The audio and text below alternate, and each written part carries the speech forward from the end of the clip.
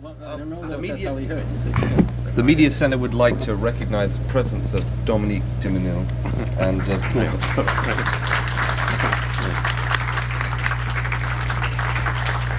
of course this retrospective and this series of conferences is dedicated to her and the memory of late Jean Duminil. Okay.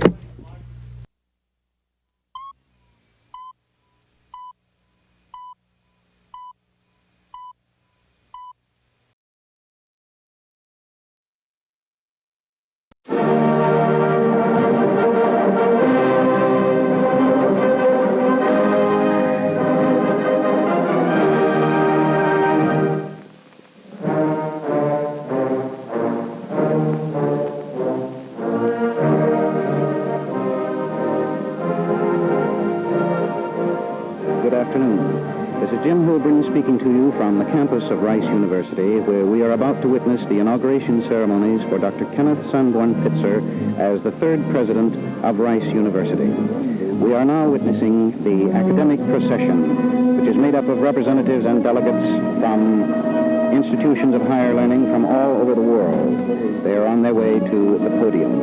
Following the academic procession, we will hear the national anthem by the Rice University Band and Chorus, followed by the invocation by William G. Pollard. Then we will hear Veni Creator Spiritus by the Rice University Band and Chorus and audience.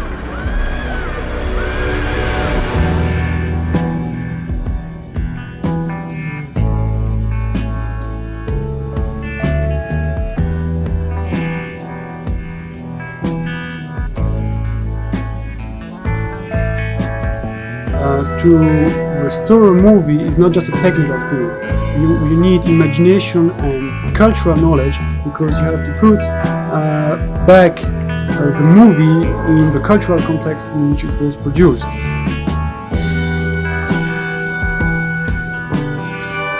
And one needs imagination, because every movie which needs restoration is unique in this way. Needs to go through a process which will not be applied again for another movie.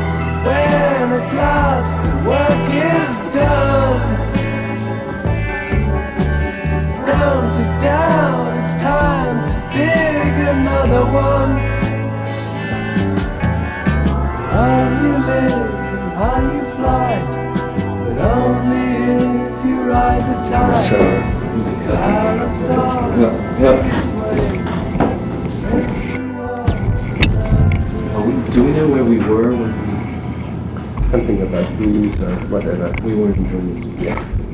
Shall we take one? In what sense are your films like waking dreams? There's something very dreamlike about the shots of nature.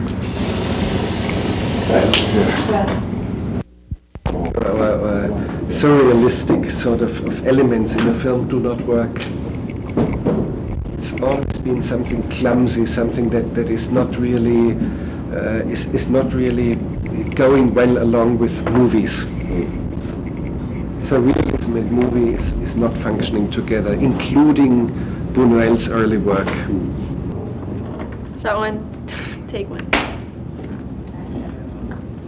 So you were saying, I mean, just complete that point. You were talking about this barrier, this visual discretion, I think, with the expression that you had about when you're filming. Ask the camera not to move too close, and I don't like to do that myself. I've never done it in any of my films, and I don't like to see that on a film, to be too indiscreet, to move too close. Strangely enough, the slate board, I like to work with the slate board as a director. I don't directors who have a viewfinder. That's an instrument of the imbeciles and the insecure. You have to know what a lens is doing. If you have a 24mm lens, I would know if I was the camera here, this lady here and this young gentleman would be in frame.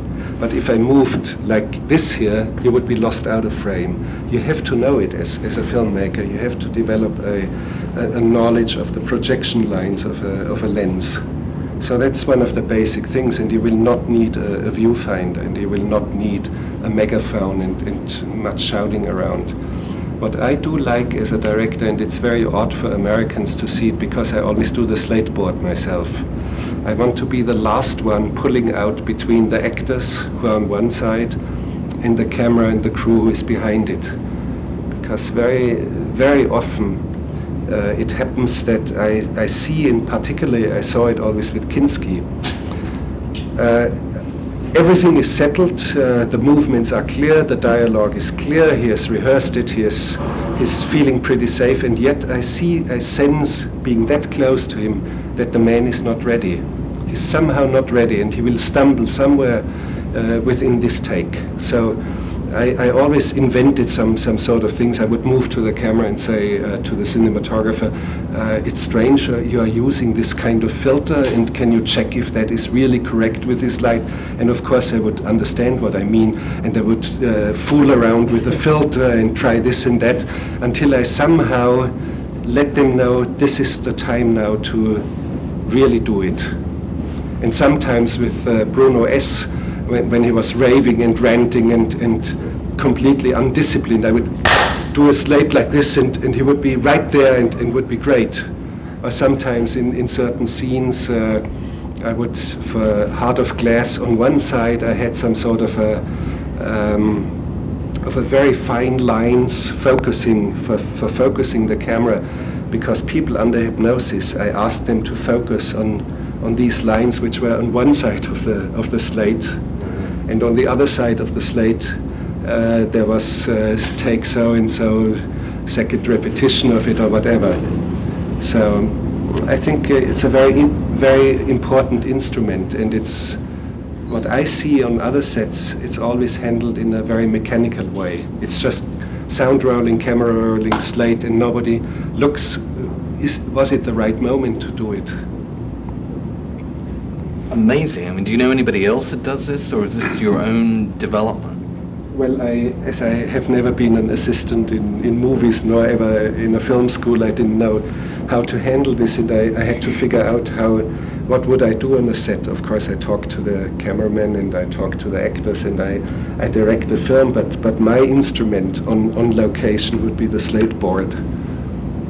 And in Hollywood, it's going to be difficult because there is a paid man who will do that, and I take his job. So you're against unions? The unions will give me a lot of trouble for that. They'll expect you to have one of those eyepieces, the viewer. They'll expect you to have a viewer in Hollywood. Yeah, well, I don't need a viewfinder. I don't want it. I think it's ridiculous to use it. You have to know what you are doing. How did you come to the decision to hypnotize your cast in Heart of Glass? In Heart of Glass, well, it's not a circus gimmick or whatever. It came directly from the story. And the story is about a rural community, about a village that lapses into some sort of collective insanity. And almost like sleepwalkers, like in a trance, they walk into a foreseen disaster. They know it all ahead of time, and yet they walk into it with open eyes. And I always try to figure out how should I stylize all the acting to create this kind of trance-like appearance. And one day, all of a sudden, I realized, why shouldn't people act under real hypnosis, in real trance? But of course, there were a couple of very basic questions open. Number one, I did not know, could people under hypnosis open their eyes without waking up? Because normally when you are under hypnosis, your eyelids would become very heavy and you would be in a state of sleep and then deeper and deeper into a state that we do not know very well. Second major question was, could two people under hypnosis communicate with each other? And that was tested before. In both cases we could say, yes, we have found out you can open your eyes without waking up if you are deeply enough in the state of hypnosis. Secondly, two people or three people or five people all under hypnosis can communicate with each other. So that is possible, and that was the very basis for making first tests to hypnotize a potential cast. We always would assemble some 25, 30 people, explain to them what we were doing and why it was done, and sorting out people who could be hypnotized easily, sorting out people who were stable enough, because you have to be very careful. There are people who are psychologically not very stable, and they may create anxieties.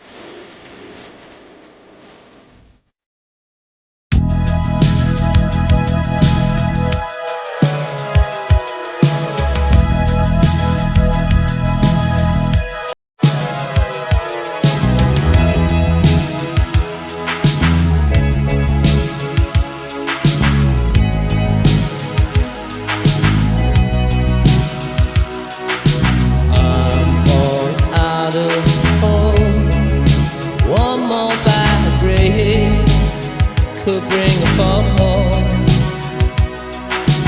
When I'm far from home, don't call me on the phone to tell me you're alone.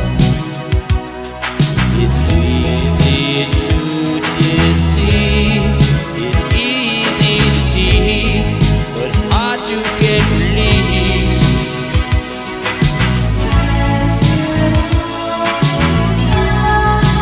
Eyes without a face, eyes without a face, eyes without a face. Got no human grace, your eyes without a face.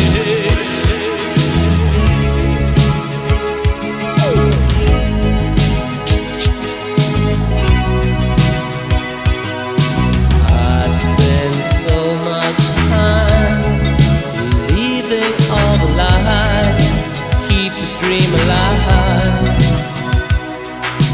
Now it makes me sad, it makes me mad and true, for loving what was you.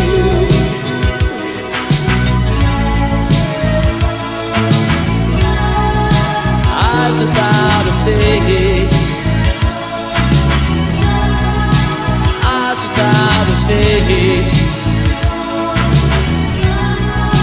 eyes without a face. Got no human grace, your eyes without a face.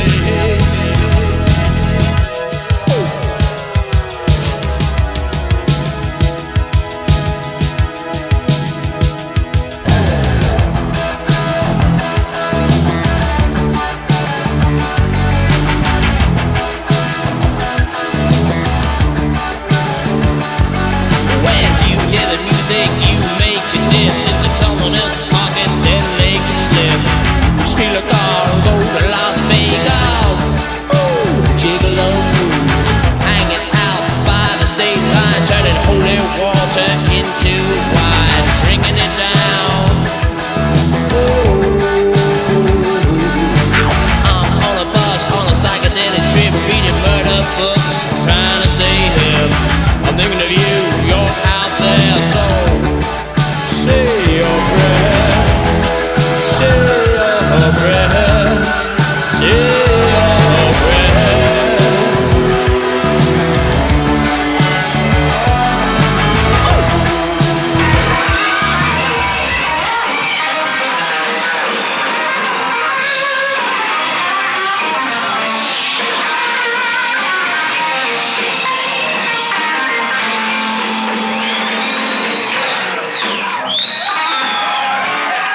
Well, now, this is where I grew up at. I'm Albert Collins.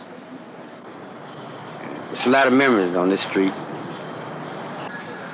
Yeah, right here on this porch, Johnny and I and Joe Hughes, we should cut it up together right here on the porch. We all just try to learn how to play right here on this porch here, you know. He was a small boy. He started on I think it's something I made up, a box, cigar box, and put some strings on it. And he started from that. But at first I didn't think he would make it, and nobody else.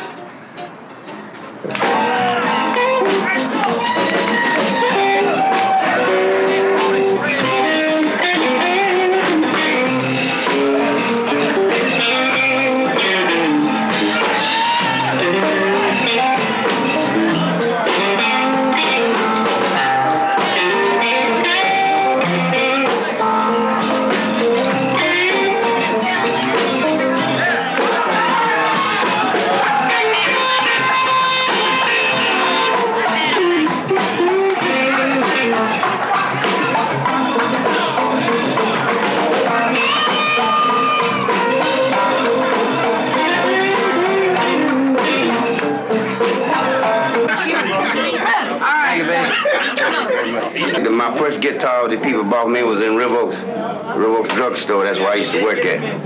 And they bought me my first electric guitar. Because, see, people here in Texas used to laugh at me. This is my home, but they used to laugh at me and say, hey, man, why don't you put that starvation box down and go get you a job? I said, I got a job. You know, I always had a job.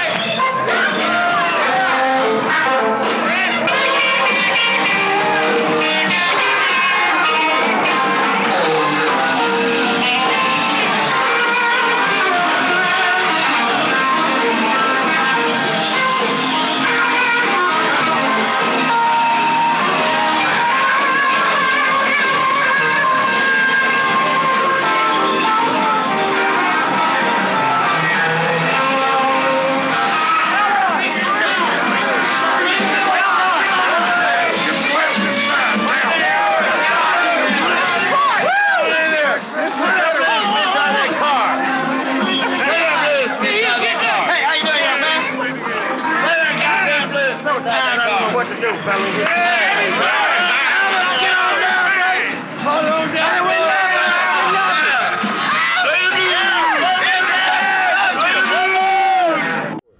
Caledonia, Mom, what make your big head so hard? Mom, I love you. Boom, boom, boom, boom, boom. I love you just the same. La la la la la la, blow, blow, blow, blow. La la la la la la. Why my nigga? I'm crazy about that woman, 'cause Caledonia is her name. Boom, boom, boom.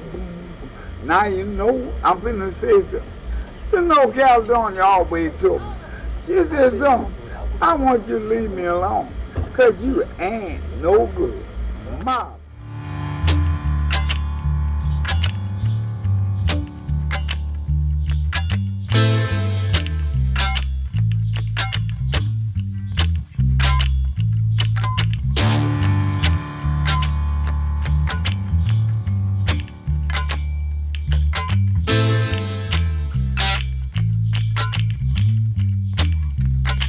It was back in 32 when times were hard. He had a Colt 45 and a deck of cards. Stagger Lee.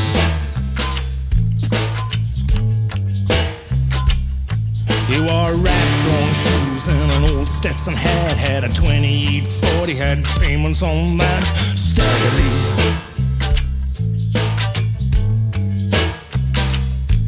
His woman threw him out on the ice and the snow, and she told him never ever come back no more. Stagger Lee. So he walked through the rain and he walked through the mud till he came to a place called the Bucket of Blood. Stagger Lee.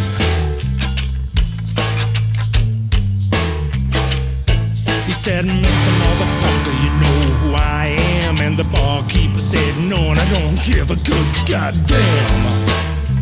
To Stagger Lee. He said, well, bartender, it's a plain to see. I'm the bad motherfucker called Stagger Lee. Mr. Stagger Lee. Well, the barkeeper said, yeah, I heard your name down the way, and I kick motherfucking asses like you every day, Mr. Stagger Lee. Well, those were the last words that the barkeep said, 'cause Stag put 4 holes in his motherfucking head.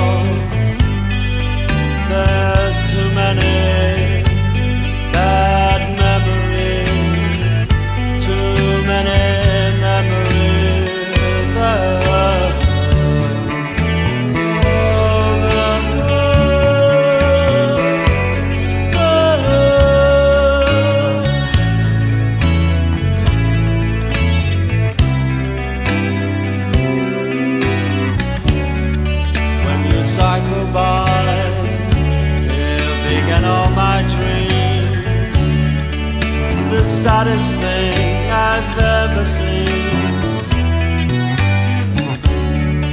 and you never knew how much I really liked you, because I never even told you.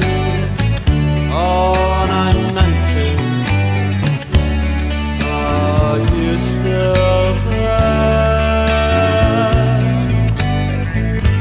Or have you moved away? Or have you moved away?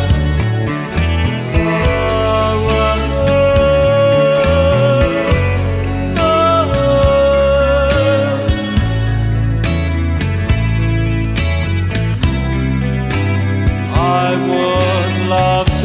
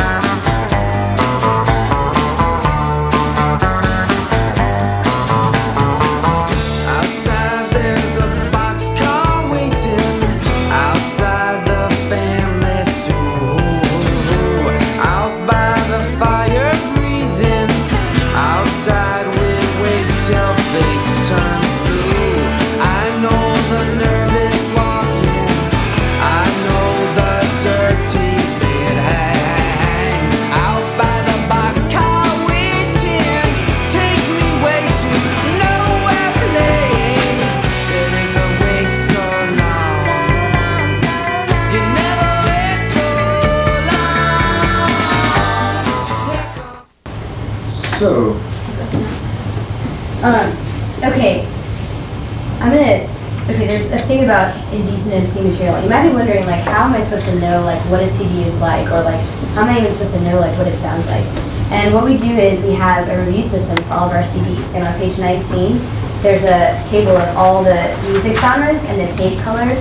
That way you can tell which genre of music a CD might be depending on the color of the tape on the spine. I listen to the station, and I like, I've been to the shows, and I've wanted to, like, find a way to, like, help, like, promote shows and, like, listen to what we're using. And for some reason, it's just, like, I didn't consider it. I guess thought it was too intimidating. I don't know. I didn't even think about it until a week before the interviews, and then, like, somebody was like, "Oh, I'm gonna apply," and so like, we were all sitting around, and it was actually Rebecca, my girlfriend, who sadly didn't get past the interview, but like, she mentioned it, and, like, 3 other people in my studio mentioned it, and I was like, I might as well try. I've kind of found at the training session that I'm not the most organized person mentally or, you know, physically, so I'm probably not the best person to be controlling the equipment.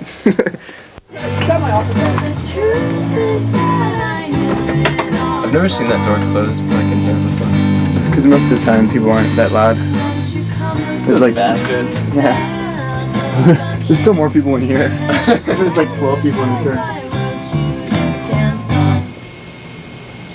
Alright, that was That Dog with Family Functions. Before that we had J Church with Radical Chic, the 5, 6, 7, 8s with I Need a Man, that was a request, and Alf Power with Embrace the Crimson Fish.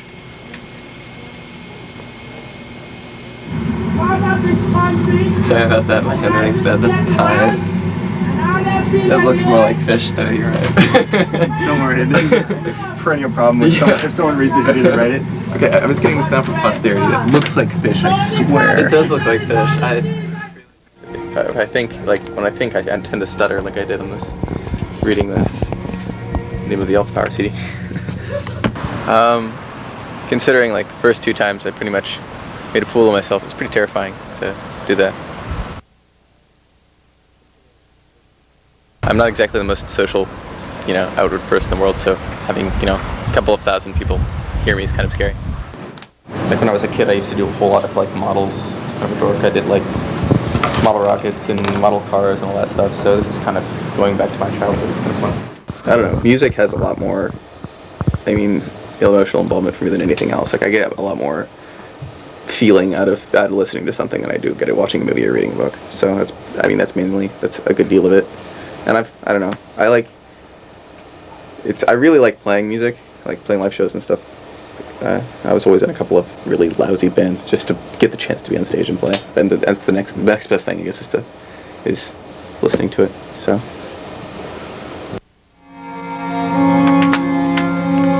I said, kiss me, you're beautiful. These are truly the last days.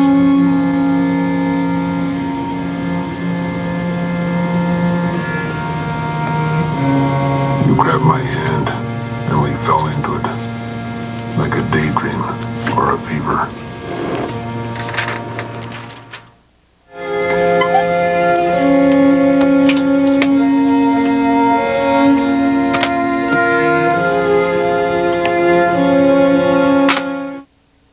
I don't know, because this always happens in school and at work and stuff. Like, in school, I was always never on roll sheets, and at work, like, they kept on forgetting to interview me for a raise. They ended up, like, not giving me a raise for 2 years, and then, like adding, like, another 50% onto my salary because they just felt bad about forgetting. Because I was supposed to get, like, 3 raises in the 2-year period, and they didn't ever give me an interview for one. But it just happens that way. I don't know.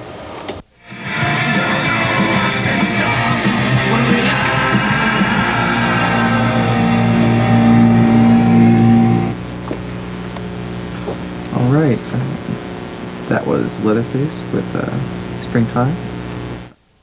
T-shirt is lyrics to a They Might Be Giants song, so I don't know, I picked it up in 7th grade. I've had it for a very, very long time. I have 2 of them. This one's ripped on the corner, in the shoulder, but I don't know. I've gotten offers to buy it for between, I don't know, $15 and $30, so it's worth it to me, I guess.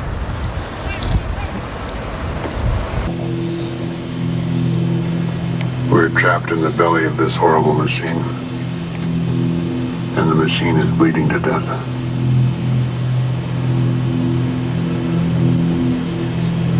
The sun has fallen down,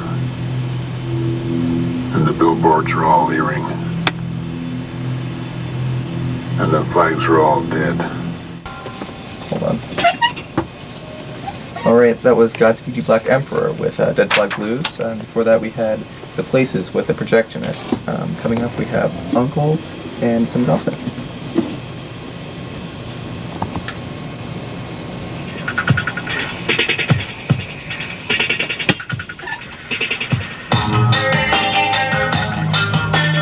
I forgot to do this.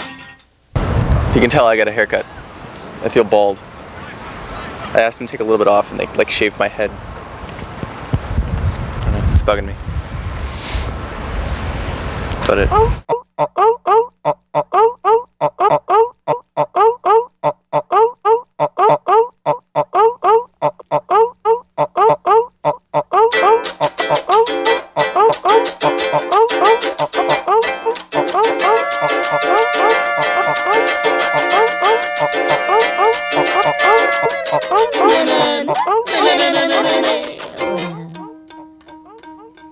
I saw a lot of trees today, and they were all made of wood. Well, they were wooden trees, and they were made entirely of wood.